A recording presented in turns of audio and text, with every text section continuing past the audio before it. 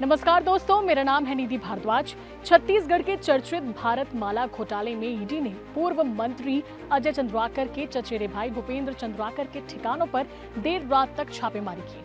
उनके घर से जांच के दौरान क्या कुछ बरामद हुआ, ये जानने के लिए पूरा वीडियो जरूर देखें। ईडी की टीम सोमवार सुबह करीब 6 बजे भूपेंद्र चंद्राकर के घर पहुंची और करीब 15 घंटे तक जांच करती रही। बताया जा रहा है कि जांच के बाद ईडी की टीम करीब रात 1 बजे वापस लौटी। जांच के दौरान टीम अपने साथ 2 थैलों में महत्वपूर्ण दस्तावेज, जमीन से जुड़े कागजात, एक मोबाइल फोन और लगभग 8 से 9 लाख रुपए कैश लेकर गई है। हालांकि इस संबंध में ईडी की तरफ से कोई भी आधिकारिक पुष्टि नहीं की गई है। कार्रवाई के दौरान भूपेंद्र चंद्राकर से लंबी पूछताछ भी की गई। ईडी इस मामले में भारतमाला परियोजना से जुड़े जो वित्तीय लेन देन और अन्य पहलुओं की जांच है वो कर रही है। कुरूद के सरोजनी चौक के पास भूपेंद्र चंद्राकर का घर मौजूद है, जहां पर ईडी की टीम पहुंची हुई थी। सुरक्षा के मद्देनजर सुरक्षा बल भी मौजूद रहे, तैनात किया गया था।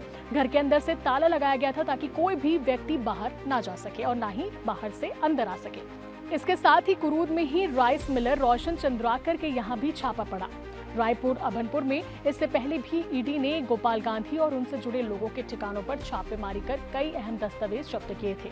अब बात करते हैं भारतमाला परियोजना की, तो इसके तहत रायपुर विशाखापट्टनम इकोनॉमिक कॉरिडोर के लिए जमीन अधिग्रहण में करीब 500 करोड़ रुपए से अधिक के घोटाले की आशंका जताई जा रही है, जिसकी जांच अब ईडी कर रही है। अब इस ईडी की जांच की जो आज है वो पूर्व मंत्री अजय चंद्राकर के रिश्तेदारों के घर तक पहुंच चुकी है। अब इसे लेकर निश्चित ही राजनीतिक पारा भी हाई होने वाला है। क्या कहेंगे आप ईडी की जांच को लेकर? कमेंट जरूर करें और साथ ही ऐसे ही अपडेटेड न्यूज के लिए सीजी भास्कर को सब्सक्राइब और फॉलो करना ना भूलें।